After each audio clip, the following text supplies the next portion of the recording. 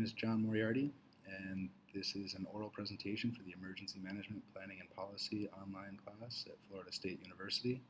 The subject of this presentation is David McCullough's book, The Johnstown Flood. In the 1800s, Johnstown, Pennsylvania was a growing industrial town just outside of Pittsburgh.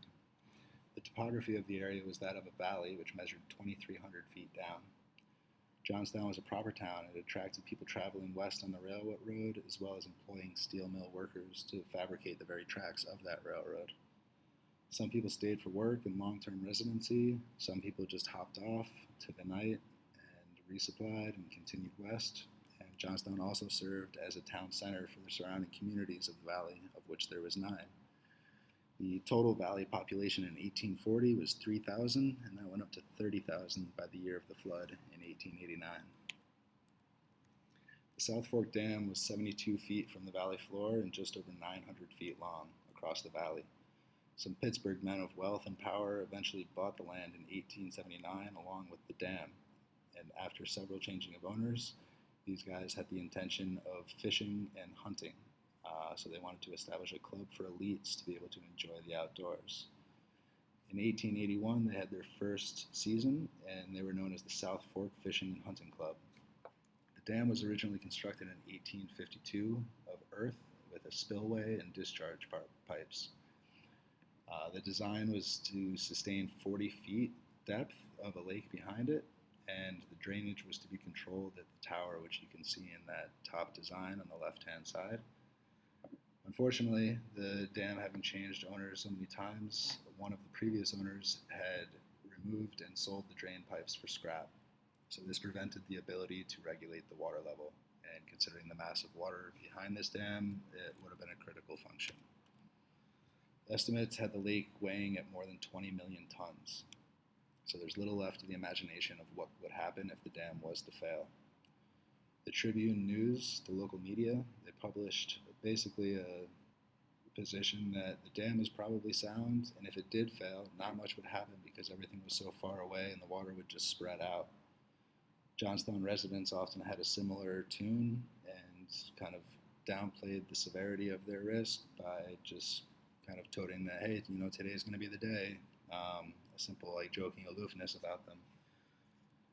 Johnstown was about 14 miles from the dam, while there were several other communities that were a bit closer.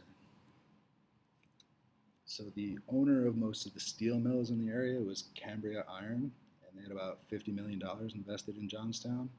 So they took a lot of interest in the dam as well as what the hunting club was up to.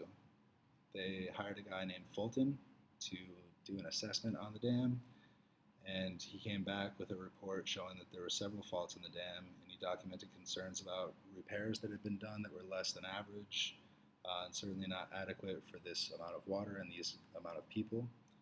He also stated that there was a lack of a discharge pipe, and the club dismissed those concerns, and they dismissed the report, and they rejected Cambria Iron's offer to pay for the repair. Some other engineers would later come along and back Fulton's report and add additional concerns, some of which were that the spillway was only 4 feet beneath the center of the dam. So right where we see these arrows in this picture that say rebuilt embankment with small riprap, at that point, due to the sag on either side, we would only see 4 feet difference in what was able to be cleared and evacuated through those spillways. So in a severe flood, water would not have been able to move fast enough, and it would have meant going right over the top, front and center, which is the worst case scenario. They added that the design and the calculations were based on a previous use, and the water level was kept at 40 feet.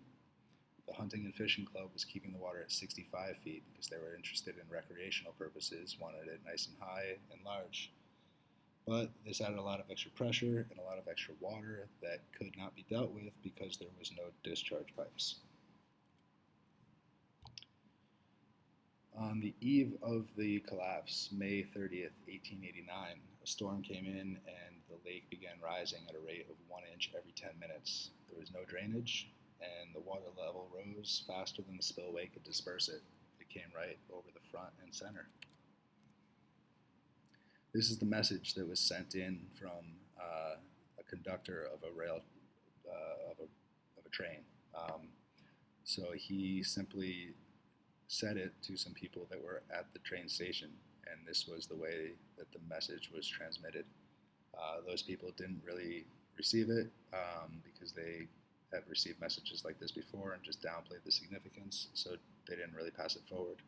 So this picture shows what most people were experiencing when the flood actually did confront them. It was a wall of water that wiped out everything in its path. The town nearest the dam was Mineral Point, and that was completely obliterated, followed by Woodvale with a population of 1,000, also completely wiped out.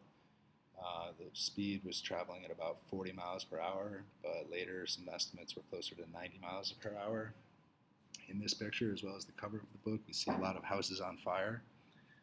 It's an interesting juxtaposition to see fire and water co-creating this disaster, but the common explanation is that a railroad car had been carrying oil and was hit by the flood. It cracked open, spilled its contents, and set a lot of things ablaze. The total deaths ended up being close to about 2,000, but in one particular incident, there was about 500 to 600 people who were swept into a fire and all burned to death. So most of the deaths were actually, in fact, from flood-related situations, but there was a substantial portion of these people who actually burned to death. It ended up being about 10% of the total population that died. The news and media did some good, but also did some bad. To keep up with the hourly news cycles, a lot of fake stories were printed. They also brought a lot of sympathy, and with that, a lot of donations, which helped out with the recovery efforts. The relief efforts were met with mixed reviews. A lot of the external help required food and lodging and were actually just a burden to be there. But the internal self-organized rescue missions were pretty effective at rescuing stranded survivors. The town met the day following the flood, and they established that there was a need to have a dictator, and they elected a guy named Arthur Moxham, who immediately organized committees to look after the most pressing and obvious issues. He established morgues, hospitals, had debris removed to create access routes. But unfortunately, help didn't arrive from the outside for several days. And in that time, with the amount of dead and carcasses around, there was several diseases that broke out. Typhoid fever broke out with 40 people dead, a total of 215 cases. Pneumonia also broke out, or not broke out, but occurred in wide range. And this was as a result of survivors just being hungry, wet, and cold without food or dry clothing. Ultimately, the cause of calamity was indeed the fishing club. They were held chiefly responsible. This is the story of the Johnstown flood, and the references here are David McCullough, the book Johnstown's Flood, and all images are from Harper's Weekly.